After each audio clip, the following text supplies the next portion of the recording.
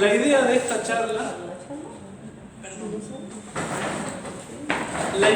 charla, es hablar un poquito sobre Benedicto XVI, que sería como un apéndice al librito, que Benedicto XVI, digamos así, es un caso particular dentro de la crisis de la Iglesia. Es una figura muy controvertida porque históricamente fue, digamos así, de los responsables de la caída, digamos así, porque estuvo en el Concilio Vaticano II como teólogo particular de uno de los cardenales más modernistas, el cardenal Frings, y fue realmente amigo de todos los destructores de la Iglesia, Hans Küng, Karl Rahner, etcétera, etcétera, etcétera, etcétera. Todos esos nombres, Ursula von Balthasar, etcétera, etcétera, que estuvieron ahí, se formó junto con ellos, etcétera. Y entonces tiene una responsabilidad enorme, en particular en el tema del ecumenismo. Si hoy en día el Papa Francisco hace lo que hace con la Pachamama, es gracias a que durante el concilio Benedicto XVI inventó una noción que es el subsistit in, o la transmitió de boca de un pastor protestante a su cardenal, el cardenal Frings, que fue lo que triunfó en el texto del concilio. De hecho, esa noción la explico brevemente, ya está explicada. Si tienen alguna duda, la mayoría de estos temas son un poquito retomando nociones que ya hemos explicado en charlas anteriores. Si tienen dudas, pues pueden preguntar, por supuesto, ahora, pero también después les puedo redirigir a charlas que hablan específicamente de cada uno de los temas. No en particular sobre Benedicto, sino sobre los temas que voy a tocar a la luz en Benedicto, en esos temas que él ha tocado en su vida, digamos. La cuestión es que este tema subsistir, lo explico rápido. La doctrina católica de la Iglesia siempre dijo: Iglesia de Cristo es la Iglesia católica, es decir, Cristo vino a la tierra y fundó una única iglesia que es la Iglesia católica. El resto de las iglesias son falsas religiones formadas por hombres a partir de variaciones a la luz de distintos movimientos, sean caprichos personales, sean inspiraciones del demonio, lo que sea, pero siempre se ha dicho, son falsas religiones. Fuera de la Iglesia católica no hay salvación, es un dogma de fe que hay que entender bien y explicar bien, pero fuera de la Iglesia católica no hay salvación, como fuera del arca de Noé, se murieron todos. Entre hombres y animales murieron todos. Bien, la noción subsistitim lo que hace es reemplazar que la Iglesia de Cristo es la Iglesia católica, no, tachado, ya no es. La Iglesia de Cristo subsiste en la Iglesia católica, va a decir esa idea. ¿Cuál es la razón? Quieren hacer que las otras iglesias cristianas, o mal llamadas cristianas, también sean parte de la Iglesia de Cristo. Entonces, el subsistir lo que va a dar es que, digamos así, la Iglesia de Cristo tiene un pie, el pie más grande, el mejor, en la Iglesia, en la Iglesia católica, pero también tiene pies, digamos así, puestos en las otras iglesias cristianas, y no solo en las iglesias cristianas, sino incluso en las otras religiones. ¿Qué significa eso? Que la Iglesia de Cristo sería igual a la Iglesia católica más las otras iglesias cristianas y las otras religiones, incluso, que es lo que termina triunfando en el concilio. Gracias a esta noción, que lo que hace es reemplazar es una identidad, ya no es más la Iglesia de Cristo y la Iglesia católica lo mismo, reemplazables perfectamente, exactamente lo mismo, sino que la Iglesia católica es la parte principal de la Iglesia de Cristo, pero hay otras partes, hay otras realidades eclesiales, es decir, verdaderas iglesias, fuera de la Iglesia de Cristo, fuera de la Iglesia católica, que pertenecen a la Iglesia de Cristo. Y eso es un problemón, porque ese es el principio de lo que se llama el ecumenismo, que es buscar la unidad con todas las demás religiones, en principal las cristianas, pero también las otras, incluso el judaísmo, los musulmanes, etc. Buscar esa unidad, pero dejando de lado que se conviertan. O sea, es cierto que la Iglesia católica es católica porque tiene que ir a buscar la unidad con todos los demás, pero justamente para traerlos adentro del arca de salvación, porque afuera viene el diluvio. Y no se trata de que reconocer que ellos también podrían salvarse con una tablita fuera del arca. No. Bueno, ya digo, ese tema del ecumenismo lo he tratado muy abundantemente en otra charla. Simplemente les quiero decir que es una figura muy controvertida porque él fue el que metió eso y después como que le quiso poner un freno a las consecuencias, a las conclusiones que salen de esa negación de que la Iglesia católica ya no es exclusivamente la Iglesia de Cristo, o mejor dicho, que la Iglesia de Cristo no es exclusivamente la Iglesia católica. Después fue por el 1981, si no me equivoco, fue elegido por Juan Pablo II como prefecto para la Congregación de la Doctrina de la Fe, es decir, pues el jefe de los teólogos de la Iglesia Universal. De ahí llevó una carrera muy larga y se hizo mucho más famoso. Y en el año, creo que 2001-2002, lo hicieron cardenal. Juan Pablo II lo hace cardenal y decano del Colegio de los Cardenales. Y termina en el año 2005, creo que 2005, cuando muere Juan Pablo II, él como decano, pues preside el cónclave, preside también la misa de sepultura de Juan Pablo II y finalmente es elegido papa. Y ahí digo que es una figura controvertida porque algunos dicen, no, es remodernista, y otros dicen, no, es el defensor de la tradición. Entonces, voy a tratar de explicar realmente qué es Benedicto XVI a la luz de lo que él mismo dice y a la luz de lo que los papas han enseñado. Entonces, es una pequeña introducción a esta misma charla. Entonces, ¿cambió o no cambió? Porque esto de aquí sí claramente es malo, es modernismo. Eso que hizo en el concilio fue modernismo, era un teólogo modernista, él mismo lo confiesa. Cuando estuve en el seminario se me abrieron las puertas, dice él, para estudiar Santo Tomás de Aquino, que me iluminaba, me deslumbraba por su concordancia entre fe y razón. Eso dice él. No son textuales las palabras, pero es la idea que dice. Pero finalmente lo rechacé porque dentro de la síntesis de Santo Tomás de Aquino estaba tan completa, tan acabada, que yo no había lugar para un desarrollo teológico. Para resumir, Santo Tomás de Aquino es la doctrina de la Iglesia, la que la Iglesia siempre ha mantenido, la que la Iglesia ha pedido siempre, por favor, papa tras papa, que se estudie, porque es el que ha llegado a la cumbre de la unión entre fe y razón, para mostrar que no hay ningún choque, ninguna contradicción entre uno y otro. Y Benedicto dice, cuando está estudiando como teólogo, dice, bueno, se me abrió la posibilidad de estudiar Santo Tomás de Aquino, pero estaba tan completo, tan bien hecho, que decidí dejarlo de lado para dedicarme a las filosofías modernas y las teologías modernas que sí permitían un desarrollo teológico mucho más grande. Hasta un punto en su carrera que dice, finalmente he llegado a mi síntesis teológica personal. O sea, empezó muy, pero muy mal, realmente. Ya digo, eso lo hizo en el concilio justamente al lado de toda una serie de teólogos, uno peor que el otro, que son los responsables de todos los errores y barbaridades que estamos viendo acá. Pero siempre los pensadores son los que producen después las acciones, digamos así. Uno piensa, da las normas de acción y otro las pone en práctica. Siempre es la regla de los filósofos y de los ideólogos. Bueno, la cuestión es que cuando llega Papa Benedicto, tiene una apariencia muy, pero muy tradicional. Tiene en liturgia muy conservador, en los ornamentos, en la forma de hablar, incluso el lenguaje. Pareciera que uno estuviera escuchando hablar a un San Pío X.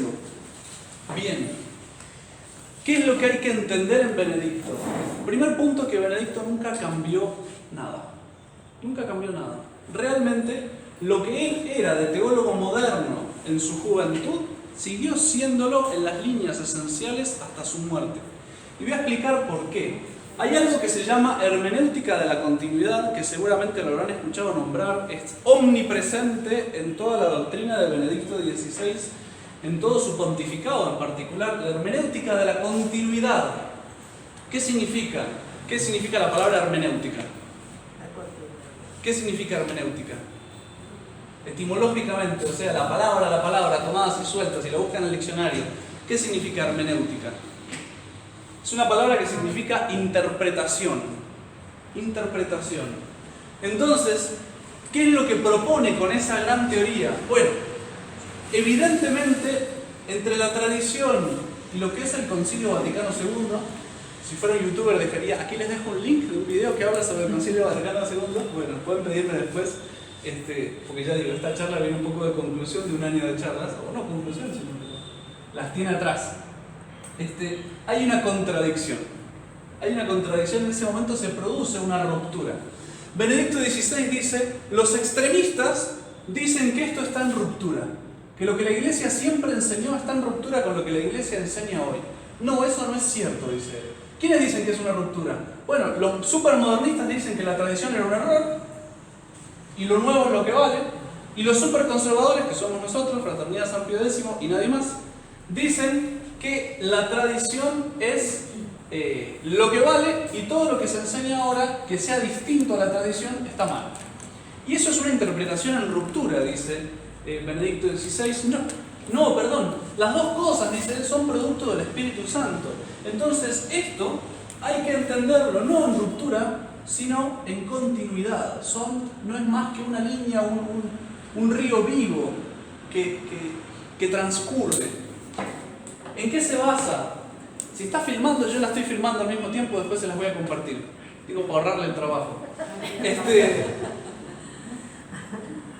¿En qué se basa para justificar eso? Bueno, él dice que los dogmas, ¿qué son los dogmas? Por ejemplo, el dogma de la Asunción, que la Virgen fue después de su tránsito de la vida mortal elevada en cuerpo y alma a los cielos, etc. Bueno, eso es una cosa, es una verdad que hay que creer de fe y que una vez que se definió nunca más se puede cambiar. Eso es un dogma. Entonces, Benedicto XVI dice, esto no es textual de él, pero sí es la idea, y eso lo pueden revisar muchas veces, dice que los dogmas hay que entenderlos en su contexto histórico. ¿Qué significa eso? Voy a ponerles un ejemplo bien claro. En alguna charla que Monseñor Lefebvre tuvo cuando Benedicto todavía era Ratzinger, que todavía no era Papa, estaban hablando de la separación, creo que era la separación de la Iglesia del Estado, que es una cosa que la Iglesia ha condenado, y Benedicto le insistía, y Monseñor Lefebvre en un momento como que se cansó. Siga, tome asiento, si necesita más sillas sería bien.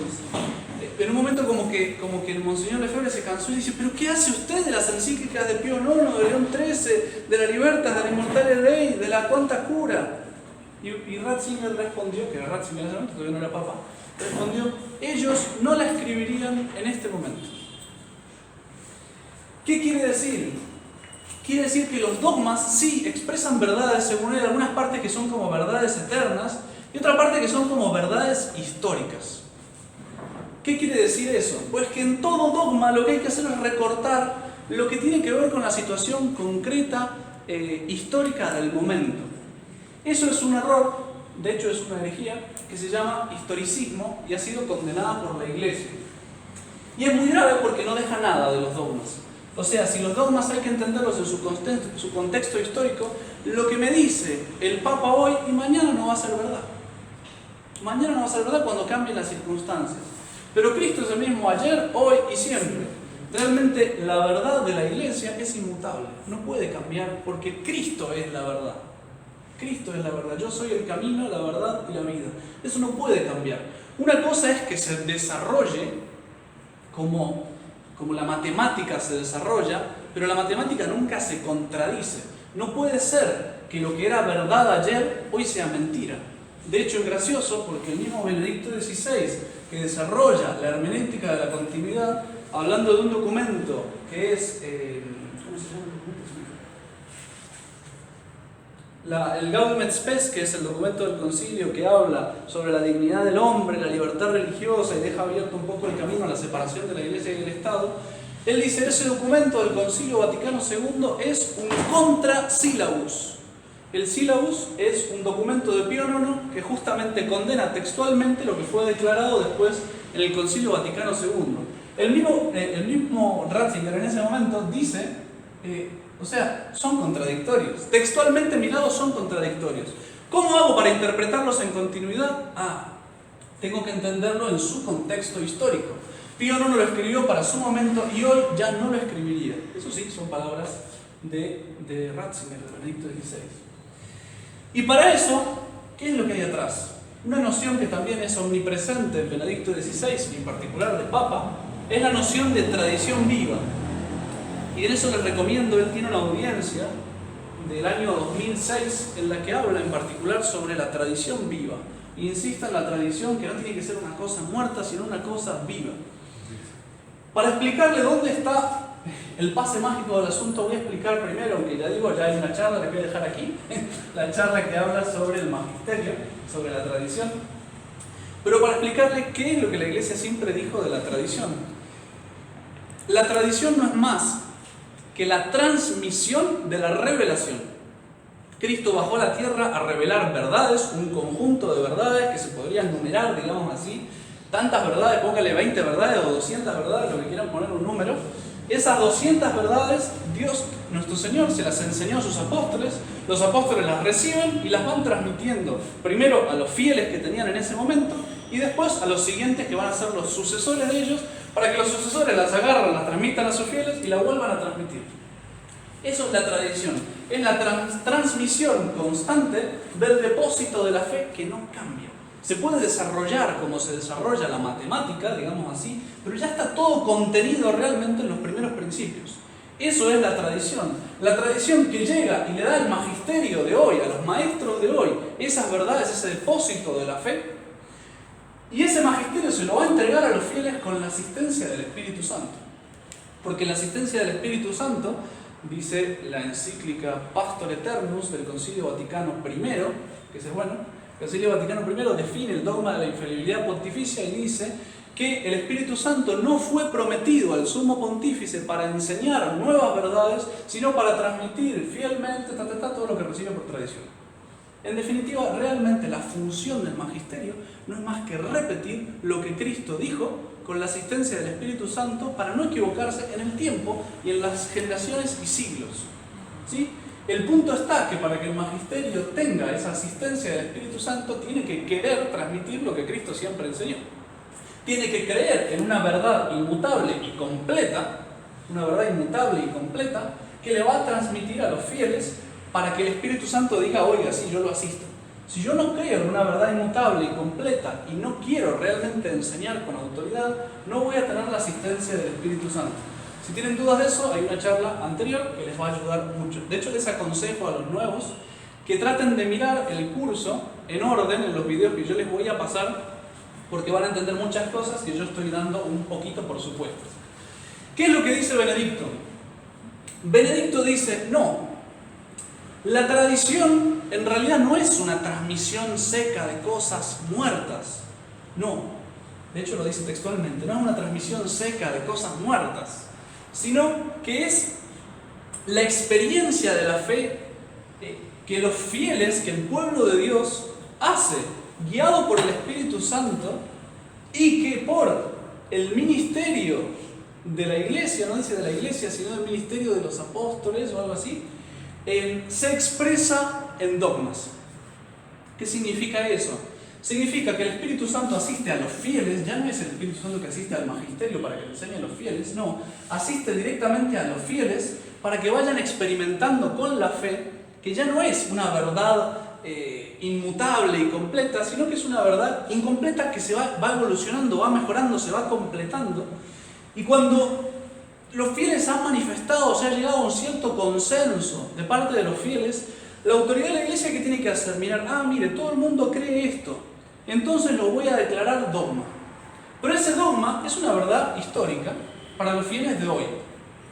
Pero los fieles de mañana pues pueden llegar a un desarrollo, un consenso distinto, y entonces lo van a declarar dogma.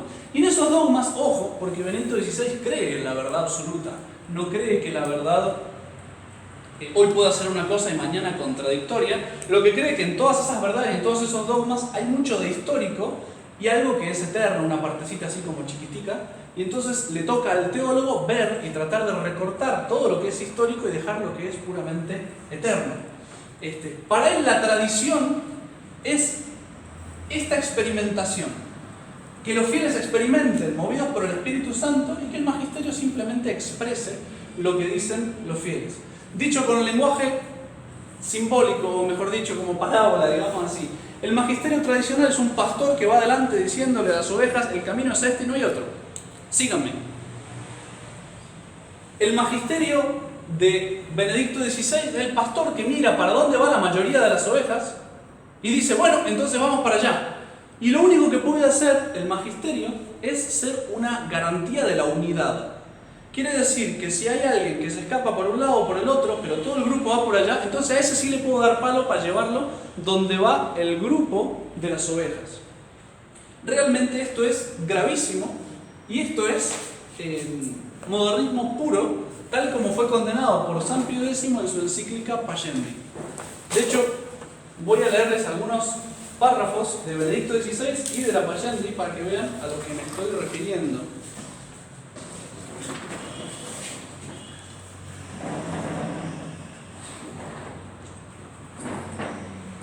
Acá, citas de él.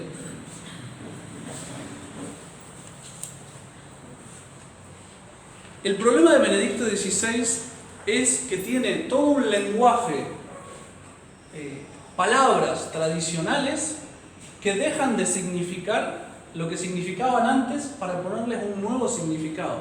Por ejemplo, la palabra tradición siempre significó esto y ahora para él empieza a significar esto, por decir algo. Pero un montón de cosas, vamos a ver ahora que expliquemos el ecumenismo de Benedicto XVI un poquito más, ya de Papa y todo, van a ver cómo él utiliza palabras tradicionales, que por eso uno lo siente así como, uy, parece San Pío X que habla, pero cuando él mismo explica qué significan esas palabras, pues es realmente el contenido muy moderno lo que hay abajo, muy contradictorio con lo que la Iglesia siempre ha enseñado. ¿Por qué? Porque él quiere hacer el malabar de que estas dos cosas estén en continuidad. Y eso realmente es contradictorio. Es contradictorio. Hay que cambiar muchísimo todo lo que la Iglesia siempre entendió para que esto pueda seguir en la misma línea. De hecho, la última persona que intentó hacer que esto siga en la misma línea es Benedicto XVI. Ya nadie más se siente capacitado para intentar una cosa así. La tradición apostólica consiste en la actualización permanente que hace la comunidad cristiana con la fuerza del Espíritu, actualización permanente de la comunión originaria. En fin, por eso ya es lenguaje totalmente moderno, ni siquiera tiene... ¿Qué es la tradición? Lo que hacían los apóstoles experimentando con la fe es lo mismo que hacemos nosotros. Eso es la tradición. El seguir haciendo nosotros ese experimento con la fe es lo mismo que hacían los apóstoles. Otra cita. Esta permanente actualización de la presencia activa de nuestro Señor Jesucristo en su pueblo, siempre en el pueblo abajo, obrada por el Espíritu Santo y expresada en la Iglesia a través del ministerio apostólico, es lo que en sentido teológico se entiende con el término de tradición. Y aclara, no es esto, no es la simple transmisión material de lo que fue donado al inicio a los apóstoles. Exactamente eso es la tradición. Lo que fue donado al inicio de los apóstoles y que es transmitido de modo fiel con la asistencia del Espíritu Santo, no solo en el espacio hoy en día a mis fieles, sino también en el tiempo al magisterio de mañana, que va a hacer lo mismo con sus fieles. El Espíritu Santo alimenta, asegurando el vínculo entre la experiencia de la fe apostólica, vivida en la comunidad originaria de los discípulos, y la experiencia actual de Cristo en su Iglesia. Así pues, concluyendo y resumiendo, podemos decir que la tradición no es la transmisión de cosas o de palabras, no es una colección de cosas muertas. No es una colección de cosas muertas. Es la colección de verdades inmutables y completas que Cristo reveló, y a mí me toca solo transmitir, porque no tengo el Espíritu Santo prometido para inventar. Sí puedo desarrollar, sacar las conclusiones que ya están contenidas dentro de esta verdad, pero nada más. Lo que se definió y punto. Y no depende de una verdad histórica, de un contexto histórico. No. Si está definido como verdad, punto. Se acabó y ya no puede cambiar. Significa que la Iglesia, con la asistencia del Espíritu Santo, me dijo que era parte, me definió que era parte de esa verdad inmutable y completa que Cristo me transmitió. De hecho, toda definición dogmática, si tiene algo nuevo, es que queda más evidente lo que estaba contenido de modo como escondido dentro de la misma verdad. Como cualquier teorema matemático que viene alguien y lo descubre, no es que se inventa algo nuevo, sino que ya estaba contenido en los principios y una conclusión lógica necesaria de lo que estaba ahí adentro. Pues lo mismo, ya digo. La tradición, dice Benedicto, es el río vivo que se remonta a los orígenes. Es el río vivo en el que los orígenes están siempre presentes. Bueno, etcétera, y sí, con lenguaje muy poético. Esto es modernismo puro, condenado por San Pío X en la Payendi. Voy a sacar una cita de esa encíclica que fue bajo San Pío X, en el año 1904, 1905, 1907, no me acuerdo, Bueno, San Pío X se da cuenta que empieza todas estas teorías, que Benedicto XVI lo único que hace es repetir y hacer las suyas, empiezan todas estas teorías y San Pío X dice, esto acaba con la fe católica. Si esto se acepta, esto destruye la fe católica. Entonces, saca una encíclica que es una maravilla de claridad y de fortaleza, que condena, diciendo el que dice esto es comulgado. Así nomás. Entonces es una encíclica que goza del carisma de la infalibilidad. Entonces, dice San Pío X en la Pascendi, está describiendo lo que piensan los modernistas. Entonces dice, y comenzando por el dogma, cuál sea su origen y naturaleza, arriba lo indicamos. Surge el dogma de cierto impulso o necesidad en cuya virtud el creyente trabaja sobre sus pensamientos propios, experimenta con la fe, para así ilustrar mejor su conciencia y la de otros. Todo este trabajo consiste en penetrar y pulir la primitiva fórmula de la mente. Y esto, hacerlo de modo vital, vitalmente. Algo así como tradición viva. Y así sucede que en torno a aquella se forman poco a poco, como ya insinuamos, otras fórmulas secundarias, las cuales, reunidas después en un cuerpo y en un edificio doctrinal, así son sancionadas por el magisterio público, puesto que responden a la conciencia común, se denominan dogma. Hoy el magisterio mira, ya hay una conciencia común, una experiencia de la fe, ha llevado a todos más o menos para este lugar, y entonces esto lo definimos como dogma. De hecho, con esto ustedes pueden entender, por ejemplo, cuál es el problema con las canonizaciones modernas. ¿Qué es lo que hace el magisterio cuando quiere canonizar a alguien hoy en día? En Argentina tenemos el Gauchito Gil. No sé si alguien escuchó nombrar. El Gauchito Gil era un gaucho, es decir, un campesino, ladrón, que mezclaba sus robos con cierta piedad y hacía obras de caridad, pero bueno, en fin, alguien que ciertamente no es canonizable. ¿Qué es lo que hace la iglesia allá? Hay un montón de gente que le tiene devoción al Gauchito Gil, en especial los ladrones, pero un montón de gente que le tiene devoción, no, en serio, que le tiene devoción al Gauchito Gil y se está propagando por todos lados, es un cáncer que está yendo por todos lados. Y la iglesia dice, si todo el mundo le tiene devoción, pues entonces hay que dejarlos hacer, porque es el Espíritu Santo que se está manifestando en los fieles, en la conciencia colectiva, y no sería raro que de aquí a un cierto tiempo, si eso crece un poco más, que lo terminen canonizando. Porque es lo normal, es lo normal. ¿Qué pasa con Gregorio Hernández aquí en Colombia? Lo mismo, bueno, es venezolano, pero... Bueno, pasa lo mismo, si todo el mundo cree en él, pues entonces es señal de que el Espíritu Santo está guiando a la comunidad. No, bueno, ya digo, eso es otra cosa. Pero es importante que entiendan eso, porque ese es el modo como funciona el modernismo. Y le digo, eso le ha calado hasta los huesos a Benedicto XVI, lo tiene desde la cuna y se lo llevó hasta la muerte. Desgraciadamente, esa es la explicación que da de la tradición. De hecho, voy a tratar de dar un poquito ahora lo que es la continuidad por el Concilio Vaticano II en particular. Bueno, los 3 puntos más controvertidos del Vaticano II, que ya hemos visto en otras charlas, que si quieren les puedo pasar el link, es el ecumenismo, que habla de la relación de la religión católica con las demás religiones, la libertad religiosa, que habla de la relación entre la religión católica y el Estado, y la colegialidad, que habla de la institución política, entre comillas, de la Iglesia Católica.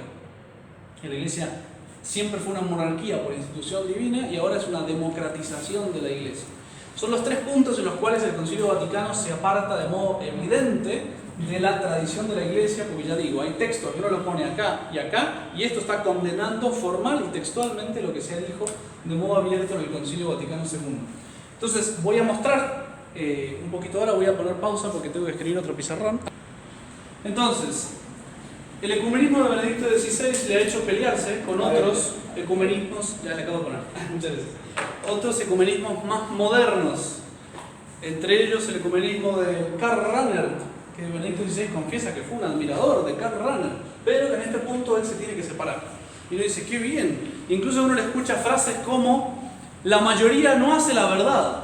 Y uno dice, wow, mira qué bien, está contra la democracia, él dice, cree en la verdad absoluta. Sí, interesante. De hecho, Karl Rahner dice que que tiene como un ecumenismo fácil que realmente no va a funcionar, que no soporta la realidad, dice. Ese dejar lo que nos separa para mirar lo que nos une, lo que nos separa que son las diferencias doctrinales con otros credos. Recuerden que el ecumenismo es buscar la unidad con las otras religiones. Entonces, no hablemos de teología. ¿Usted cree, no sé, uno le dice a un musulmán, ¿usted cree en Jesús? Sí, yo también creo en Jesús, pero no pensemos que él solo cree que es un hombre, un puro hombre, y yo creo que Dios. No hablemos de eso. Dejemos lo que nos separa y miremos lo que nos une. Benedicto XVI dice, no, ese ecumenismo no va a funcionar, no tiene asiento en la realidad, porque no somos soldados que le mandamos a todo el mundo que camine junto y ya está. No, uno camina para donde cree. Y entonces lo primero que hay que hacer, dice Benedicto, es buscar la unidad en la verdad. Unidad en la verdad. Y dice, qué bien que suena ese, parece San Pío X que está hablando. Buscar la unidad en la verdad. El problema es que la conclusión que saca de eso es que primero debemos buscar la verdad. Primero debemos buscar la verdad. Y eso significa que existe una verdad absoluta, sí, pero nadie la posee plenamente. Entonces tenemos que juntos buscar esa verdad. Y eso a través, y eso va a ser clarísimo siempre en toda la historia de Benedicto, a través de diálogos teológicos. Abrió diálogos teológicos con todo el mundo, pero no, una cosa es la misión de la Iglesia, que voy a hablar con un protestante para convertirlo, para convencerlo de que la Virgen María es la Virgen, etcétera, etcétera, etcétera, y que si se convierte buenísimo, lo recibimos en la unidad. Pero otra cosa es decir, dialogamos, porque él tiene una parte de la verdad y yo tengo otra. Y entre los dos tenemos que llegar a la verdad plena, que es absoluta, no es relativa, no depende de la mayoría. Pero el Espíritu Santo nos va llevando para que a través de esos diálogos vayamos encontrando esa verdad. Por eso Benedicto, repito, tiene unas frases que suenan muy, pero muy tradicionales, como por ejemplo, que para encontrar esta unidad va a llevar mucho tiempo y es necesaria la conversión. Y cuando habla de la conversión, uno dice que bien, está pidiendo que se conviertan los protestantes, buscar una unidad de la conversión. No, y él explica, no, esa conversión es una conversión interior, que supone dejar de lado lo que él llama maximalismos, que podríamos traducir como extremismos. Voy a leer directamente lo que dice acá, para que entiendan a lo que me refiero. Estos maximalismos son, por ejemplo, que Occidente pidiera a Oriente un reconocimiento del primado entendido tal como fue definido en 1870. Hay una definición dogmática en 1870 que el primado del Papa es de así, así, así. Es una definición dogmática, quiere decir que no lo cree, es un hereje. Entonces, los cismáticos ortodoxos que se habían separado muchísimo tiempo antes no aceptan esa definición dogmática. Entonces, Benedicto XVI, ¿qué dice? Si queremos buscar esa unidad, tenemos que dejar de lado esos maximalismos, esos extremismos. No le podemos exigir a alguien que se separó hace 1000 años que acepte la definición dogmática que dimos ayer.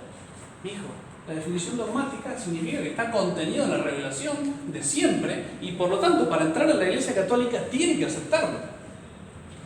Y lo mismo dice que al revés, ellos tienen que dejar su maximalismo, es decir, que Oriente, los cismáticos, pidieran a la Iglesia de Roma que declarase la doctrina del primado tal como está definida en 1870 es un error total. O sea, ellos van a decir, no, el primado del Papa, es decir, que el Papa sea Papa y superior universal y fuente de toda la jurisdicción de la Iglesia, eso es un error. Tienen que definir que eso es un error para que nosotros nos volvamos a unir.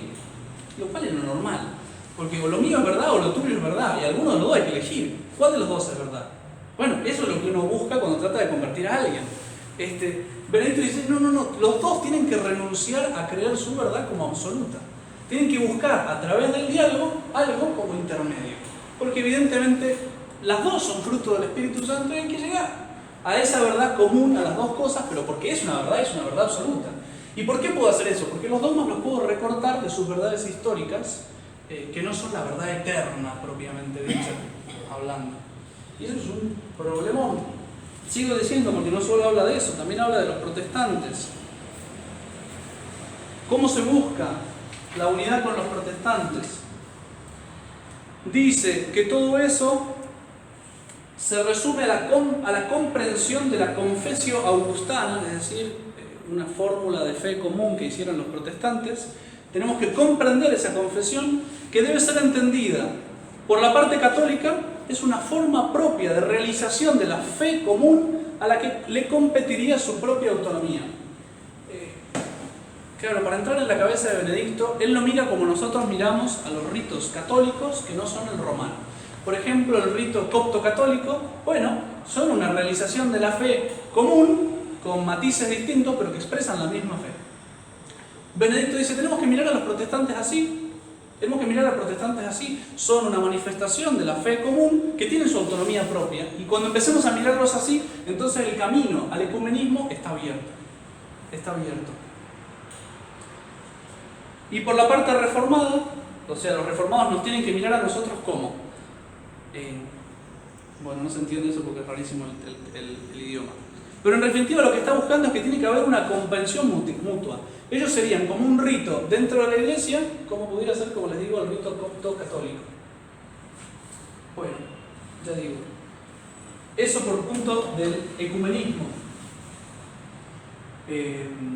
Hay un montón de textos, de hecho, para hacer esta charla me basé en la tesis doctoral de no tengo acá la cita, pero alguien que está muy a favor de Benedicto y dice, sí, Benedicto y el ecumenismo, cómo su pensamiento se desarrolla, pero se mantiene en lo esencial y va dando citas y textos de documentos. Y todas estas citas, por ejemplo, que les leí, son todas citas modernas, ya de Papa. Por ejemplo, con respecto a la libertad religiosa, año 2008, fue elegido Papa año 2005, creo. 2005. Dice, la separación entre la Iglesia y el Estado. La Iglesia no solo reconoce y respeta la distinción y autonomía del Estado respecto de ella, sino que se alegra como de un gran progreso de la humanidad. Claro, ustedes no se dan cuenta, así de lo que yo les digo, qué consecuencias lleva la separación de la Iglesia y del Estado, pero básicamente significa que la Iglesia, que el Estado puede legislar sin que la Iglesia se meta. O sea, puede tener su autonomía propia en la legislación total sin que la Iglesia tenga nada que decir. Primero que eso es totalmente falso, y las consecuencias de eso las vimos hace un par de días cuando el Estado decreta el aborto por mayoría. Y ya, listo. Y la Iglesia no se puede meter. Eso es lo que le está diciendo Benedicto, que es una cosa buena, es un gran progreso de la humanidad, que el Estado se maneje solo y la Iglesia se maneje sola. Consecuencia también de eso, pues, es que las congregaciones religiosas sean miradas en los gobiernos civiles como un ciudadano más y tengan que tener todas las prescripciones y reglamentos como si fuera un ciudadano más, con los impuestos, etcétera, etcétera, etcétera, cosa que, bueno, no me voy a meter porque es un tema más largo, pero tengan en cuenta que la separación Iglesia y del Estado es un error condenado directamente y textualmente por los papas anteriores, por un montón de papas anteriores. De hecho, Benedicto llega a decir, la unión entre la Iglesia y el Estado fue el error de la Edad Media. El error de la Edad Media, o sea, la cristiandad, que es lo ideal, la unión de las dos espadas, la cooperación entre la Iglesia y el Estado, fue el ideal de la cristiandad y lo que provocó que se salvara infinidad de almas, porque todo cooperaba en la sociedad a salvar las almas. Eso es el error de la Edad Media para Benedicto XVI. Ya digo, y no es una cuestión de opiniones teológicas para un lado o para otro, son errores condenados por la Iglesia de modo claro. Es curioso porque Benedicto quiso aplicar este mismo ecumenismo con la fraternidad San Pío X. De hecho, voy a poner pausa, voy a hacer un pizarroncito. Entonces, Benedicto XVI, con respecto a la fraternidad, digamos así que tuvo dos gestos. De hecho, era algo que Monseñor Feré le había pedido. Roma quería restablecer las conversaciones con la fraternidad San Pío X después de las excomuniones, que nosotros siempre hemos dicho que fueron inválidas, excomuniones que había declarado Juan Pablo II en su encíclica Ecclesia Dei Afflicta. Quería restablecer las conversaciones que se habían cortado desde entonces. Entonces, Monseñor Feré, que era el superior entonces de la fraternidad San Pío X, le pidió a el Papa que mostrara realmente en los gestos que tenía una intención de acercamiento legítimo. Y para eso le pidió dos cosas. Uno, que declararan que la misa tradicional nunca había sido prohibida, porque era algo que le habían reconocido incluso los teólogos a Juan Pablo II. Juan Pablo II reúne una comisión de teólogos y pregunta: ¿en algún momento quedó prohibida la misa de San Pío V, es decir, la misa tradicional, la misa de siempre? Y le respondieron todos los teólogos menos uno, que eran, no sé, me acuerdo qué cantidad de teólogos, le dijeron: no, eso nunca fue prohibido. Entonces realmente casi por unanimidad estaban todos de acuerdo en que no. Pero para la gran mayoría de la gente y en la práctica para los obispos estaba prohibida y realmente la prohibían. Entonces Monseñor Felé le pidió por favor que declarara que la misa tradicional nunca había sido prohibida para que eso quedara claro, como una muestra de que realmente tenía una intención de acercarse hacia nosotros. Y en segundo lugar, le pidió que declarara que las excomuniones, fruto de esas consagraciones episcopales de 1988, excomuniones, ya digo, que supuestamente serían excomuniones automáticas, pero la que siempre hemos dicho que no se cayó en esas excomuniones, que se puede explicar, hay otras charlas en las que lo explico, que declarara que esas excomuniones habían sido inválidas. Benedicto XVI, digamos que muestra cierta buena voluntad ecuménica, pero no llega a tanto. Con la encíclica Summorum Pontificum, él declara que la Iglesia Católica tiene dos ritos: el rito ordinario de la misa, que es la misa de Pablo VI, que nosotros llamamos misa nueva, y el rito extraordinario, es decir, el rito que no es el normal, sino que está reservado para algunos casos, que es la misa tradicional de San Pío V, y da facultad para que cualquier sacerdote, sin permiso de nadie, la pueda celebrar. Eso queda claro en la encíclica. Y finalmente levanta, no me acuerdo las fechas de estos gestos, pero finalmente levanta las excomuniones de los 4 obispos que habían quedado ordenados. Supuestamente por consagrar obispos sin mandato pontificio hay excomunión para el obispo que consagra, y para los 4 obispos, o sea, para los obispos que fueron consagrados en la ceremonia, quedan automáticamente excomulgados y creo que suspendidos a divinis también. La cuestión es que, como Monseñor Lefebvre ya estaba muerto, Benedicto XVI hace un levantamiento de las excomuniones de los 4 obispos que quedaban. Entonces, para nosotros, ¿qué significa ese gesto de Benedicto XVI? Desde el punto de vista doctrinal son malos, son textos malos. ¿Por qué? Porque están poniendo en pie de igualdad primero la misa tradicional y la misa nueva como si fueran 2 ritos fruto del Espíritu Santo. Y no, sin malicia, escribir misa tradicional con mayúscula y en minúscula misa nueva. Sí, realmente no son ritos, no son ritos que están al mismo nivel, no son fruto del Espíritu Santo.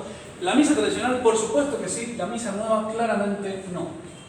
Hay otra charla que les puedo dejar en otro lado, que habla sobre la misa nueva. Repito, hay 10 charlas para atrás que puedo explicar un poco más eso.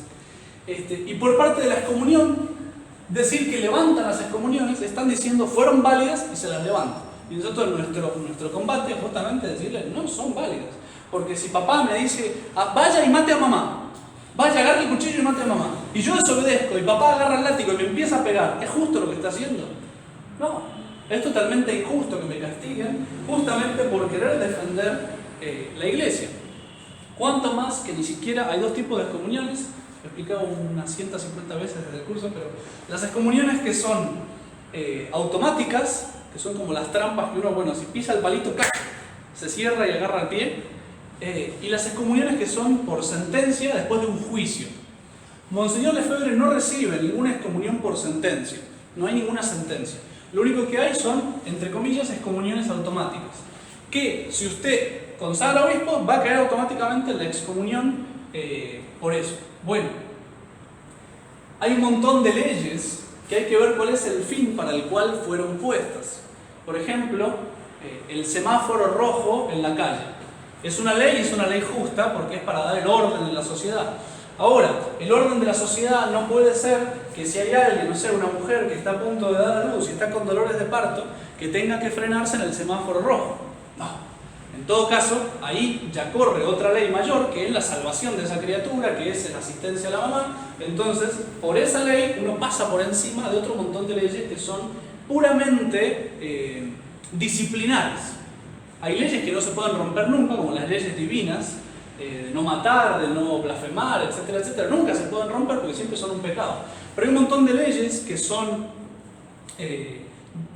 disciplinares, humanas, que en la mayoría de los casos van a servir al bien común, pero hay casos en los que van contra el bien común, como por ejemplo, repito, esa mujer embarazada que tenga que esperar un semáforo en rojo, si no cruza nadie, no, ya, que cruce, que siga, que vaya al hospital. Bueno, en el caso de la salvación de las almas, por salvar la misa tradicional, por salvar la fe de siempre, Monseñor Lefebvre decide la consagración de los obispos. Cruza el semáforo en rojo para guardar y para asegurar la continuidad de la tradición. Y si hoy en día en la tierra sigue habiendo misa tradicional, es gracias a Monseñor Lefebvre y a nadie más. Y a nadie más.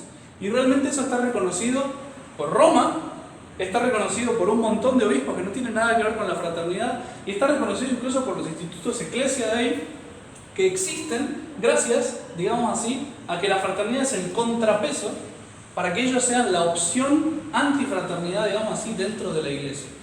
Me estoy yendo por las ramas, pero volviendo.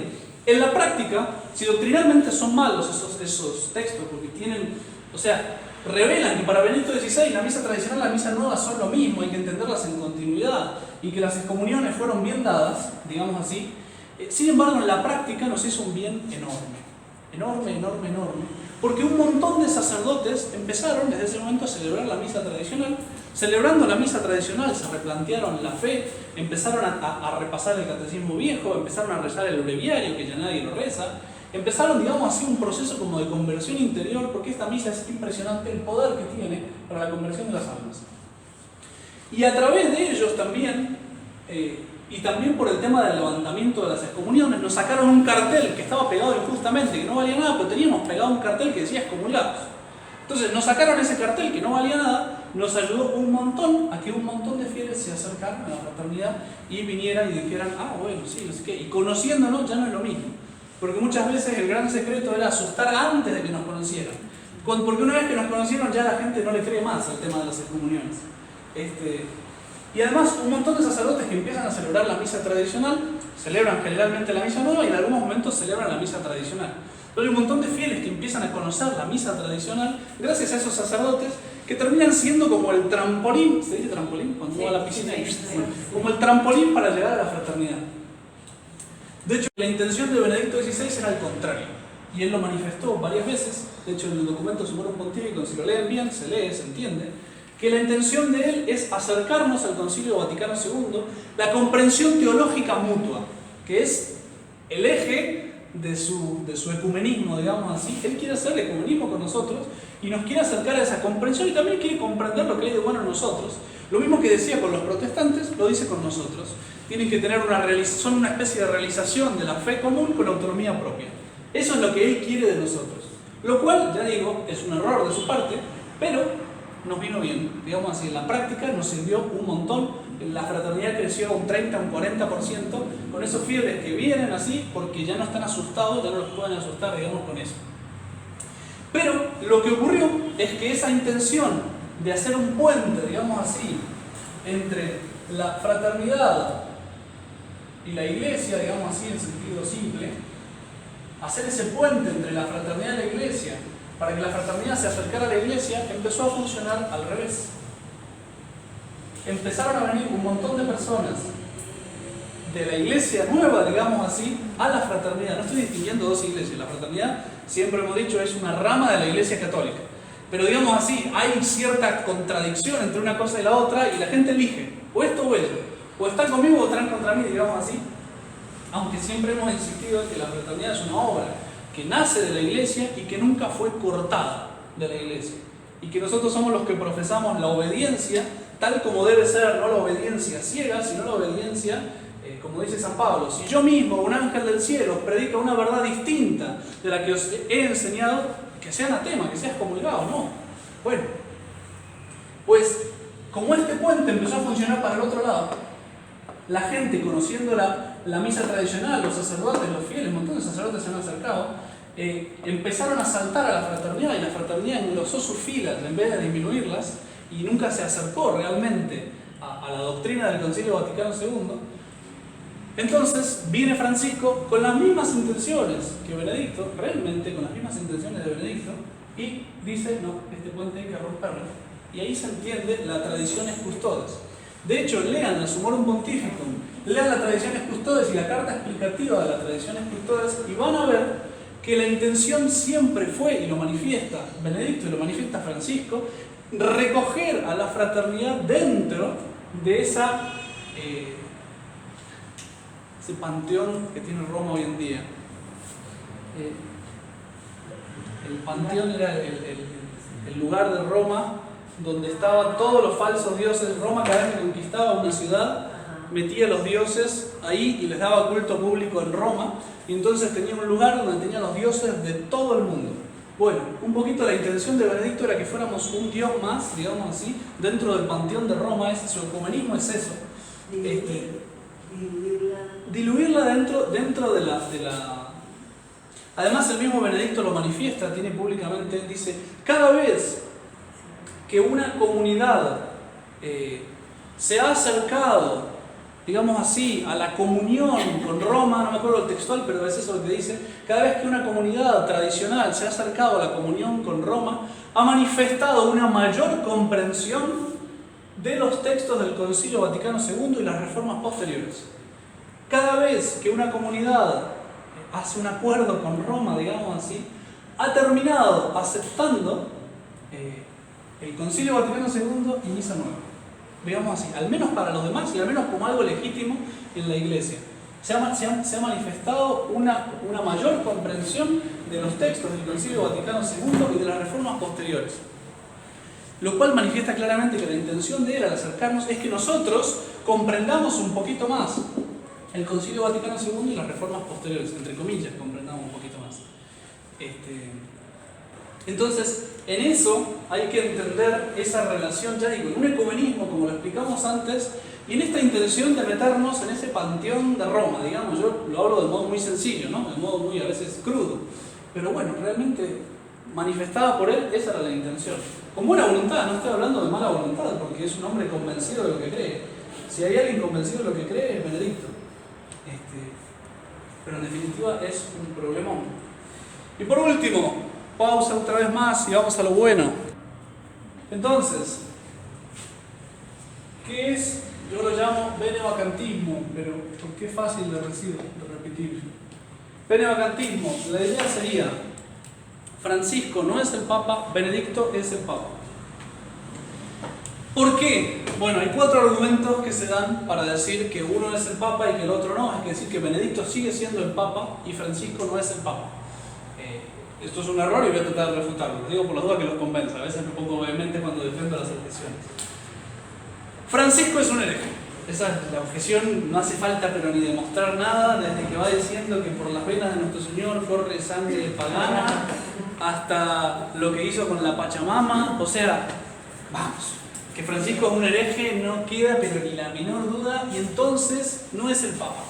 Entonces Benedicto es el Papa porque Benedicto fue el guardián de la verdad, fue quizás con sus pequeños errores, pero nunca tuvo una intención mala, siempre intentó defender lo mejor, intentó guardar la tradición, etcétera, etcétera. En segundo lugar, la elección fue recontra fraudulenta porque todos los poderes mundiales estuvieron poniendo Papa. De hecho dicen que Francisco, dieron plata, perdón, dicen que Francisco, cuando salió de la elección de Benedicto XVI, inmediatamente empezó a estudiar italiano, como diciendo, el próximo soy yo. Sí, así nomás. Se ve que tuvo también muchos votos en ese cónclave y ya quedó como determinado por la élite mundial como el futuro Papa. Entonces, si esa elección fue fraudulenta, esa elección no vale nada, entonces todavía tenemos a Benedicto como Papa.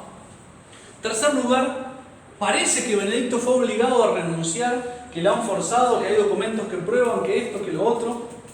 Por lo tanto, entonces es evidente que como lo hizo contra su voluntad, todavía realmente sigue siendo Papa y todo lo que sigue después no funciona. Y además, para colmo, evidentemente él está convencido de eso porque se sigue vistiendo como Papa, se viste de blanco, guarda el nombre de Benedicto, que si no tendría que ser simplemente Ratzinger, guarda el nombre de Benedicto y entonces, ¿qué hacemos? Bueno, en primer lugar,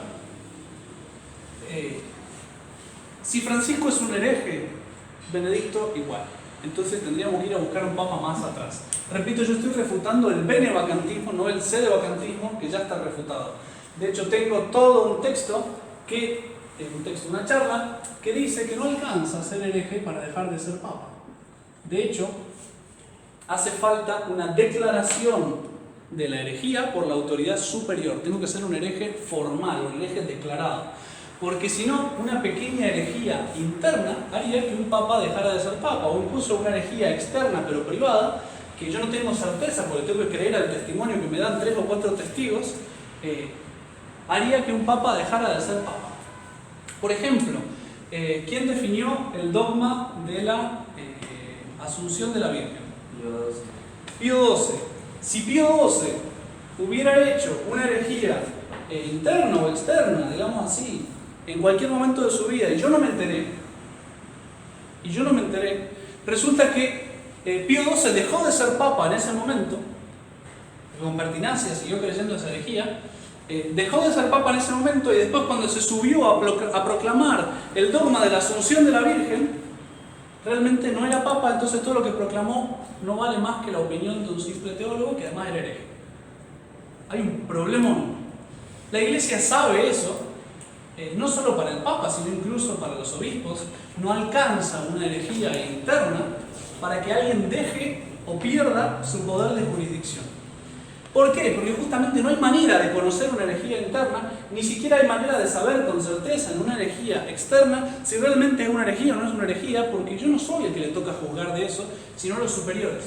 Entonces la Iglesia, repito, esto ya está explicado mucho más amplio en otra charla, la Iglesia en un canon del derecho canónico declara que para que alguien pierda su poder de jurisdicción es necesario la declaración de una autoridad superior que avise primero, le incite a que se corrija, y si no se corrige y hay pertinacia, o sea que mantiene cabeza dura, mantiene su opinión después de la admonición de una autoridad superior, entonces puede ser declarado hereje y excomulgado por sentencia.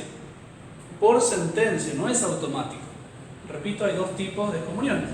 Automáticas, sí, y por sentencia. Late sentencia significa automática. Sí. Sí. Late significa sentencia oculta, es decir, que sale así de escondida.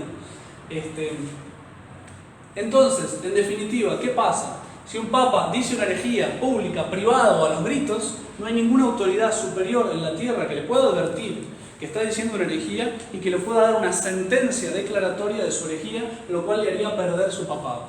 No hay ningún problema en que un papa pueda seguir siendo hereje y papa al mismo tiempo. Entonces, primer punto. Para el cielo sí sería hereje, porque ahí está la autoridad superior. Digamos, hay herejías que se llaman materiales y herejías que se llaman formales. Yo conozco un montón de herejías materiales en ustedes. Yo tomo un examen de catecismo y el 50% o el 30% de los kilos son herejías. ¿Y eso significa que todos ustedes están excomulgados fuera de la iglesia? No. Porque para ser formalmente hereje, o sea, ser declarado hereje, hace falta lo que se llama la pertinacia. Y eso, viene el profesor, llama, mire, hijo, usted me puso aquí que la Santísima Trinidad son 4 personas, el Padre, el Hijo y el Espíritu Santo y la Virgen María. Yo siento que usted sea devoto de la Virgen, pero la Virgen no está dentro de la Santísima Trinidad. Entonces, ay Padre, perdón, yo no quise poner eso, no sé qué, lo cambio. Nunca fue hereje, dijo una herejía, pero no es un hereje, formalmente hablando. Pero hay que hablar en la autoridad superior, el profesor que le habla. Si viene el compañero y le dice, no, la Santísima Trinidad no son 3 personas nomás, y le está diciendo bien, cállate, vos no sabes nada, vale que yo me saco un 10 y vos no te sacas nada. No sabía nada, y por supuesto el profesor lo regaña. Pero el que le puede decir, el que le puede advertir es la autoridad superior. Un igual y un inferior, pues la advertencia sí hay que hacerla, el inferior la tiene que hacer, pero no vale para declarar a alguien por hereje. Porque además la autoridad, escuchame, el Papa soy yo, querés ser más papista que el Papa. La autoridad en cuestión de fe soy yo. ¿Qué me estás diciendo? Por supuesto que el inferior tiene que hacerlo, si ve que hay algo que va contra la fe, pero no alcanza para declararlo hereje. Y además, la opinión del benevacantismo, repito, es ridícula, y perdonen la expresión, porque si Francisco es un hereje, Benedicto es más hereje. ¿La diferencia cuál es? Que Francisco es público, evidente, el lenguaje es sencillo para niños, y Benedicto es teólogo, complicadísimo de entender, el lenguaje oscuro por abajo. Es la diferencia entre el que viene y me pinta la pared con un grafiti y el que me estaba socavando los cimientos de la casa hace rato, que van a hacer que la casa se derrumbe. Si de repente, o al revés, no está pintando un grafiti, sino que está martillando en la pared. Sí, el martillar en la pared lo ve todo el mundo a la luz del día, ¿no? Pero el que socavó los cimientos a la noche, nadie se entera y nadie lo sospecha. Realmente, el que socavó los cimientos es Benedicto, y si Francisco golpea la pared y se derrumba la casa, es porque estaban los cimientos socavados. y no van más que en continuidad uno con el otro, y eso es muy importante ver. Por eso, repito, estoy refutando el benevacantismo y no el pseudovacantismo como de paso, porque hay una charla que lo explica más. Pero lo lógico sería decir, si Francisco es hereje y no es papa, entonces Benedicto tampoco es papa, y Pablo VI tampoco, y Juan XXIII habría que ver. Ese por ahí se salva, ahí pero raspando, porque se murió antes del Concilio Vaticano, de que terminara el concilio. Segundo lugar, la elección fraudulenta como recho. Creo que hasta fácil demostrar que fue bastante fraudulenta. Pero hay un montón, la historia es maestra y es muy útil. Hay un montón de elecciones fraudulentas que a nadie se le ocurrió pensar que el Papa no fuera Papa. De hecho, hay un montón de elecciones, es curioso, no sé, hay un montón de reglas en los cónclaves de que los príncipes temporales no se podían meter y que no podían hablar entre sí los cardenales electores después de tal hora o tal otra para evitar conciliábulos secretos y qué sé yo. Hay un montón de esas cosas, incluso reglas de que en este cónclave no se puede proclamar de viva voz, no me acuerdo la palabra, cuando todo el mundo grita que tal sea papa, entonces inmediatamente sin votación lo eligen papa. Esto no se podía hacer y lo hacen y al final lo agarran como papa y ya. Y nadie discute. ¿Cuál es el punto? ¿Cómo justifican los teólogos eso? Pues muy sencillo. Dicen que la aceptación del colegio de cardenales y de los fieles, la aceptación posterior a la elección, revalida la elección. Si la elección fue mala, pero después toda la iglesia lo aceptó, eso estaría validando la elección. Y ya digo, eso lo usan no para explicar esto de ahora, sino que lo usan para explicar las elecciones fraudulentas de ayer, que nadie discutió nunca que tal fuera papa. O sea, todo el mundo dijo, sí, fue papa. Pero ¿cómo puede ser que la elección haya sido así, rompiendo 1000 reglas y haya sido papa igual? Bueno, por esto, esto y esto. Entonces, por ese lado no hay vuelta. Que haya sido obligado a renunciar. Primero habría que demostrar. Pero supongamos que sí, que fue obligado a renunciar. ¿En qué lugar dice que por una amenaza eso sería inválido? De hecho, Santo Tomás, cuando hace todo el tratado de la voluntad, de la intención, del propósito, hablando de, por ejemplo, de los sacramentos, dice que si alguien me obliga, me pone una pistola en la cabeza, no debe hacerse, ¿no? Me pone una pistola en la cabeza y me dice, vos te tenés que casar con fulanito de tal. Ah, no, yo no me quiero casar, no me quiero casar. Te tenés que casar, mirá que tenés que decir que sí, ¿eh? Cuando venga el padre tenés que decir que sí. Fíjate que estoy atrás con la pistola, mira, sentís que está frío. Ah, sí. Mirá que te tenés que casar. Yo voy a estar ahí vestido de traje con la mano así a lo Napoleón y apuntándote, ¿eh? Y entonces llega el momento y dice, ay, yo no querría casarme. Cuando siente el frío, quiero casarme. Y el padre pregunta y dice, sí. Santo Tomás dice que ese matrimonio sería válido. ¿Por qué? Porque una cosa es el yo no querría y otra cosa es en esta circunstancia, puesto que no me queda otra, quiero. En definitiva, quiero. Mi intención es que en estas circunstancias quiero. Y si no, yo realmente podría morir mártir. Yo podría dejarme matar y no lo estoy haciendo. Entonces, ¿cuál es el punto? Por ejemplo, en el matrimonio, la iglesia terminó poniendo una condición extra, pero la puso la iglesia, no es de la esencia del matrimonio, que dice que si alguien es forzado a casarse, entonces yo quiero que ese matrimonio no sea válido. Pero es la iglesia que la pone en determinado año, después de 1000 años de que fueron válidos esos matrimonios, la iglesia lo pone justamente en beneficio de las almas y pone esa regla. Pero nunca puso esa regla para el papado. A nadie se le ocurrió que le iban a obligar a renunciar. Y además la mayoría de los papas fueron mártires antes de hacer una cosa así. Evidentemente, por ese lado, tampoco.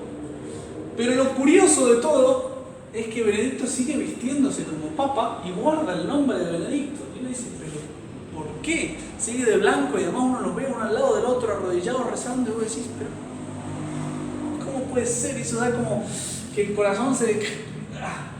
¿Por qué hay dos papas? Digamos así.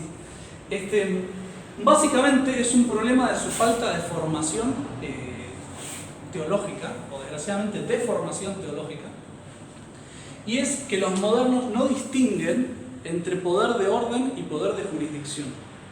¿Qué significa eso? ¿Qué es el poder de orden?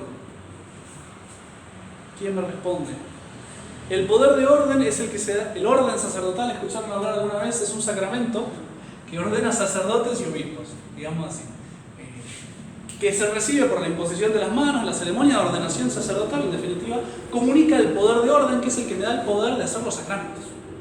Yo puedo celebrar la misa y Cristo baja al altar porque soy sacerdote. Si viene, no sé, Félix y agarra un pedazo de pan, se viste de sacerdote porque está en la sacristía y dice, voy a celebrar la misa ahora. Entonces agarra y Oscar le acolita, entonces vaya al lado y todas las palabritas y se estudia el latín, se mira un video de la fraternidad de cómo celebrar la misa tradicional, entonces todo perfecto y hoc est in corpus meum. Pues sí, igual que es. No baja Cristo porque no tiene el poder para hacerlo. Eso es lo que se recibe cuando se da el poder de orden. Y nadie se lo puede quitar porque el sacerdocio es para siempre, para toda la eternidad. Incluso en el infierno hay almas que tienen el carácter sacerdotal grabado. Espero que no sean demasiadas, pero desgraciadamente pienso que son muchas. Bueno. ¿Y eso qué significa? Tú eres eterno sacerdote según el rito de Melquisedec. Exactamente. Bueno, entonces significa que el carácter sacerdotal es para toda la eternidad.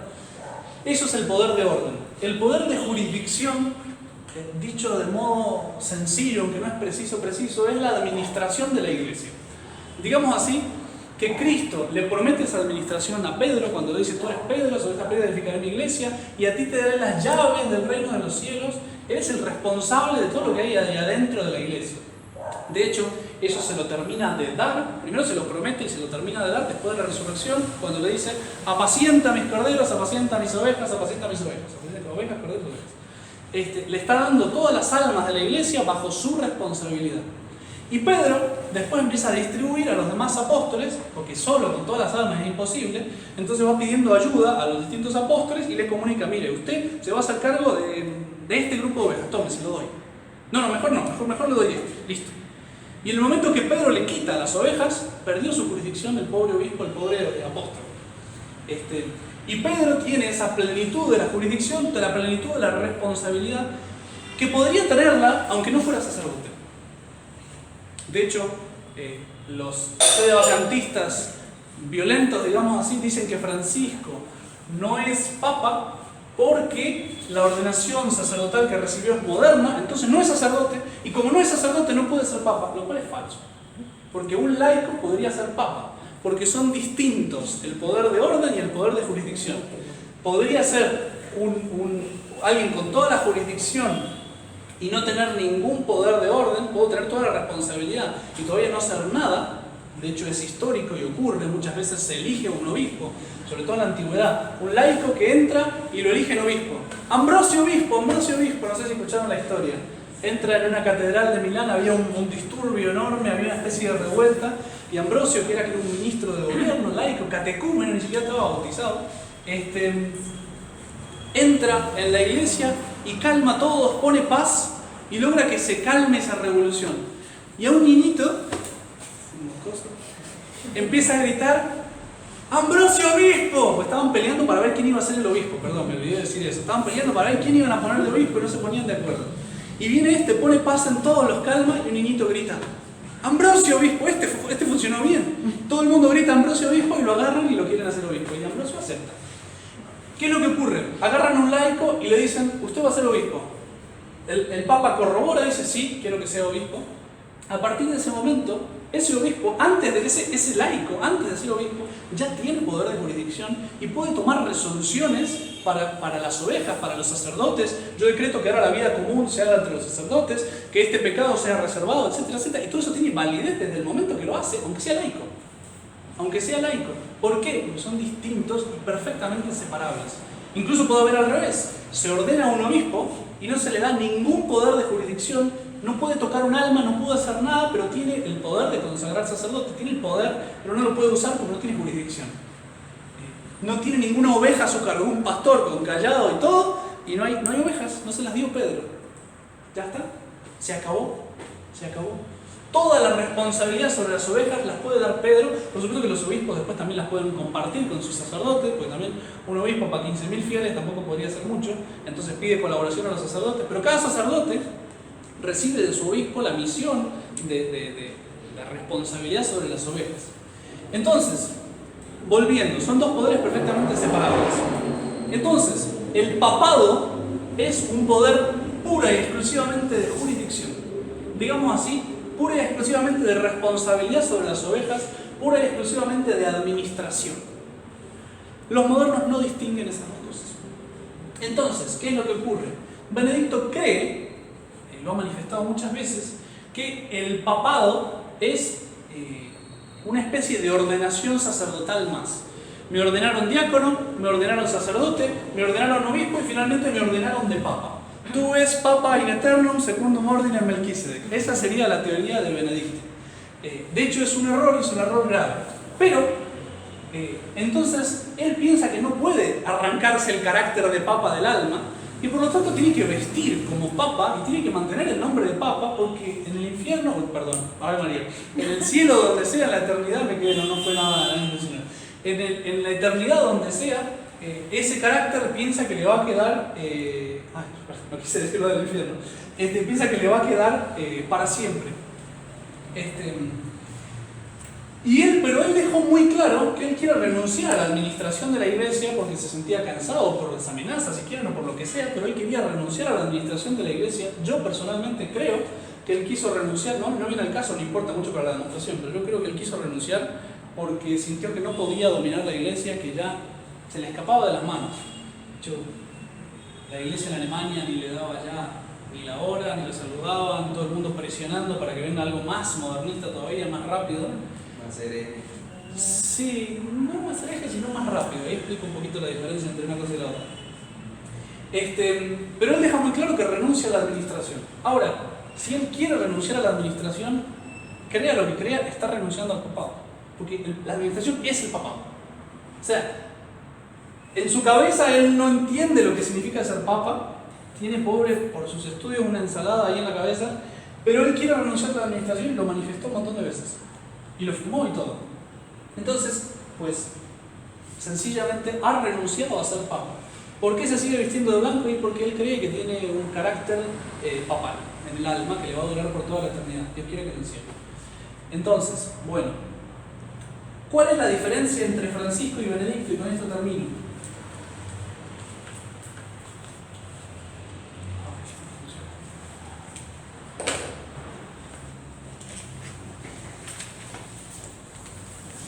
Breve y cortito. Es un problema de velocidad.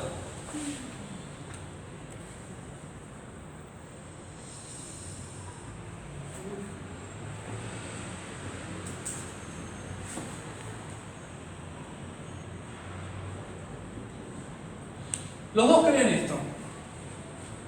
Los dos creen que el Espíritu Santo alienta a los fieles, dirige a los fieles en la experiencia de la fe, para que el magisterio vaya expresando en fórmulas lo que viene de los fieles. ¿Cuál es la diferencia entre Benedicto y Francisco? Benedicto dice que a veces hay que frenar a los que van demasiado rápido para que vayamos todos juntos. Y Francisco más bien al revés, que hay que seguir a los que van rápido para que vayamos todos juntos. Realmente la única diferencia doctrinal entre uno y otro es esa. En cuanto a eso, la única diferencia doctrinal es esa. Uno quiere llevar las ovejas más rápido y otro las quiere llevar más lento. De hecho, la idea central de Benedicto es que quiere llegar a una especie como de mezcla, por ejemplo, entre misa tradicional y misa nueva. Que quiere encontrar algo intermedio entre el Concilio Vaticano II y la tradición. Siempre quiere quedarse como ahí. Y Francisco dice lo contrario, pero los fieles están todos yendo para allá. Incluso yo puedo alentarlos a que vayan en una dirección o en otra, porque yo también soy un fiel de la iglesia. Y yo tengo también mis ideas como teólogo privado. Y entonces, ¿qué hace Francisco? No es que va a definir, por ejemplo, en Amoris Laetitia, no es que va a definir la comunión a los divorciados vueltos a casar, pero los va a alentar a todos a que si ya hay lugares donde se hace, pues que los pastores lo acepten, lo reciban. Y además deja una puerta abierta para que en otros lugares pues esos fieles puedan hacer. Pero realmente lo que él está queriendo señalar, oiga, si las ovejas van para allá, hay que seguirlas. Si no estamos yendo para la homosexualidad, el lobby homosexual en el Vaticano es muy grande, y bueno, hay que seguirlo. ¿Quién soy yo para juzgarlo? Si el Espíritu Santo tiene ahora nuevas cosas, y bueno, nos toca. La diferencia, repito, es que cuando las ovejas se dividen para distintos lugares, Benedicto quiere que las ovejas se junten en el medio y Francisco quiere que se junten adelante. Es un problema de velocidad y no un problema de quién es más hereje que el otro. Realmente el error tienen el mismo error, que es destruir la tradición de la iglesia y entender mal la noción de la revelación. Porque la tradición viva para Benedicto XVI es una fuente de la revelación. O sea, la revelación se manifiesta por el Espíritu Santo en el pueblo de Dios. Eso pueden encontrar cientos de miles de textos en que lo afirme claramente. La revelación se manifiesta en el pueblo de Dios por la asistencia del Espíritu Santo. Y los pastores lo que les toca es ver. Lo mismo dice Francisco, pero también dice, soy pastor, para algo tengo que dirigir, ¿no? Entonces yo puedo elegir si van 3 o 4 para acá y 3 o 4 para allá, y yo puedo elegir si para acá o para acá. Uno elige para acá y el otro elige para allá. La revelación, digo por las dudas, la doctrina de la iglesia, el catecismo de siempre, el magisterio de toda la historia, dice que la revelación termina con la muerte del último de los apóstoles, San Juan. No hay absolutamente nada que pueda haber de nuevo, totalmente nuevo en la revelación después de la muerte de San Juan. Ahí se acabó. Eso es casi dogma de fe, o sí, dogma de fe, en realidad, dogma de fe por magisterio ordinario universal. No por una definición solemne y dogmática, sino porque lo que se enseñó siempre en todo lugar y todos los concilios. Entonces muere San Juan y lo único que puedo hacer es repetir. Con la asistencia del Espíritu Santo, repetir, desarrollar, que no es lo mismo que dar una nueva verdad, desarrollar, como decía con la matemática, es lo que puedo hacer con la asistencia del Espíritu Santo. Ellos destruyen esa noción de tradición y nos atacan justamente a nosotros. De hecho, si leen, por ejemplo, la encíclica Ecclesia Dei Afflicta de Juan Pablo II,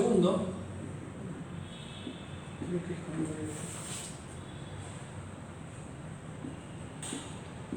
él deja claro que nuestro problema es una falsa noción de tradición. Tenemos una falsa noción de tradición. Bueno, discúlpeme, pero es la noción de tradición que usted puede leer en las encíclicas de todos los papas, de todos los concilios, desde antes del Vaticano II para atrás.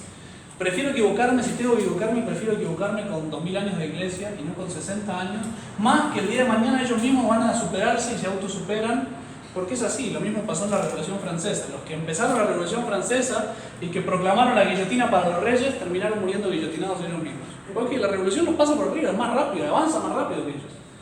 Pues Benedicto es un poco eso, es el que empieza la revolución y termina guillotinado por la misma revolución.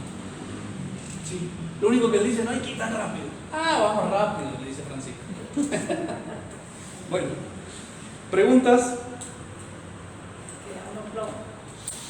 Sí, yo sé que es un baldazo de agua fría lo que estoy tirando, pero me parece que es necesario aclararlo. ¿Por qué la fraternidad no se asusta de Francisco? Porque viene asustada hace 50 años, ya estoy acostumbrada. O sea, ya desde que Pablo VI empieza a hacer, o sea, es más gracioso que muchas veces el vacantismo va junto con Juan Pablo II el Santo. Y uno le pregunta a un benevacantista, ¿sabe quién canonizó? Le pregunta, ¿Juan Pablo II es santo? Sí, sí, santo, hombre de Dios. ¿Y sabe quién lo canonizó? Francisco. Sí, digamos, es una cosa que... Lo que ocurre, ¿qué es? Francisco nos choca, nos damos cuenta hoy, que antes no nos habíamos dado cuenta, nos damos cuenta hoy que hay muchas cosas que van contra la fe, contra lo que me enseñaron en el catecismo, lo hizo el catecismo y dice lo contrario. Y uno dice, ¿qué actitud tomar? No, hay que volver para atrás, hay que volver a la tradición. Sí, hay que volver a la tradición integral. La tradición es la doctrina de los apóstoles, tal como fue transmitida por la Iglesia hasta el Concilio Vaticano II. Y de eso le digo, hay que estudiar, hay que hacer ese esfuerzo. Por eso les digo, este libro es fantástico por la claridad que da a las almas y la paz que devuelve. La paz que devuelve. Es el texto de base, junto con el Catecismo de San Pío X, es el texto de base que vamos a seguir en general en nuestras charlas. Dios mediante, después que termine con lo que es así directamente la crisis de la Iglesia, que ya prácticamente estoy terminando, voy a agarrar un librito que a mí me gusta muchísimo, que se llama El misterio de nuestro Señor Jesucristo, que es un libro que escribe Monseñor Lefebvre, que va desarrollando la persona de nuestro Señor Jesucristo, y como él está viviendo en un momento candente, digamos así, cada vez que explica una verdad es siempre evidente a la luz del magisterio de la doctrina, saca las conclusiones que dicen, aplastan el tema, digamos así, de los errores modernos. Entonces, está bueno porque realmente el enfoque ahora sí es directamente a nuestro Señor y es bellísimo, cosas que uno no ha sabido tecnología muy alta en un lenguaje muy sencillo. Es hermoso y al mismo tiempo nos sirven para seguir machacando el clavo de hoy de entender los errores modernos, que es el principal papel de los pastores. O sea, yo tengo que señalarles los lobos y ustedes tienen que tenerlos claros para protegerse. No hay más, no hay más. Y si hay lobos con piel de oveja, pues toca verlos. Entonces voy a cortar aquí porque este video ya se me hace largo. Y si